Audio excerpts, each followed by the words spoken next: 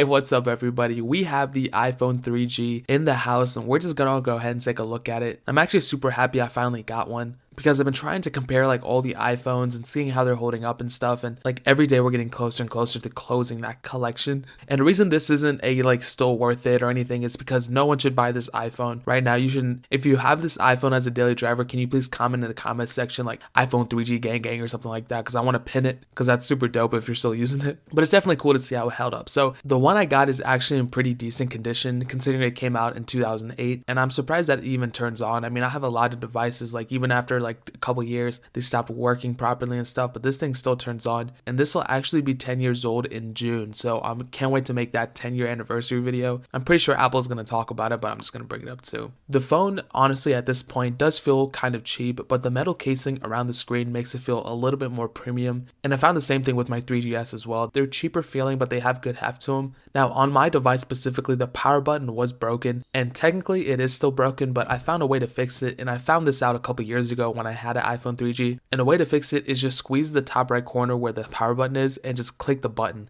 It's the weirdest thing ever, but it works, and I'm not going to complain too much about it. All the other buttons work fine and everything, so I was able to test them out. And turning it on, we actually have iOS 4, which doesn't run too good on this thing, I'll admit. It's pretty laggy, and I'm not just saying that because this phone is old and I'm comparing it to iOS 11. In fact, iOS 6 on the iPhone 3GS, when I reviewed it and stuff, was actually super smooth, and I'm not too sure what happened here. Overall performance isn't too good either. I couldn't find a way to get into multitasking. I don't know if there is a way to do that, but I'm not saying the performance thing because it's old or anything. Like I said, the 3GS was pretty smooth, but the funny thing is that it only has 0.1 gigabytes of RAM. Not 1 gigabyte, 0.1, 100 megabytes of RAM, which is weird to think about. I didn't even think it went that low, honestly. I'm pretty sure now we need like 0.1 gigabytes of RAM on our phone just to turn it on. But scrolling through and everything isn't too bad. There's really not too much you can do with this now, and the main reason being is because a lot of apps aren't supported, so I can't download Snapchat or Instagram or Twitter or anything like that. The web browser does work, but it does take a while to load the web pages and stuff. And actually looking at the back, we have a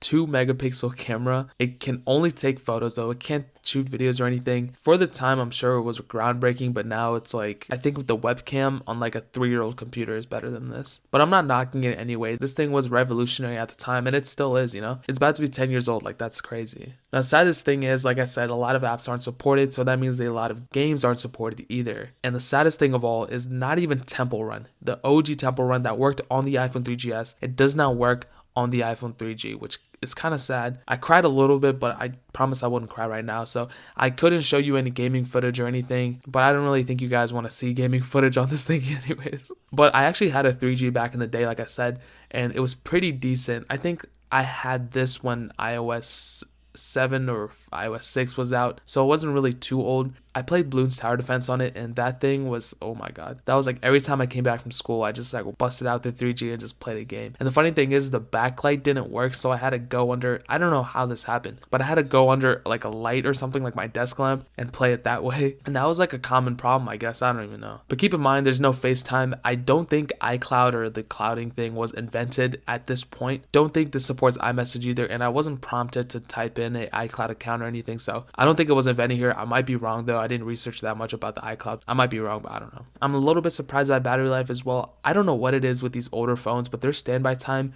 is so amazing.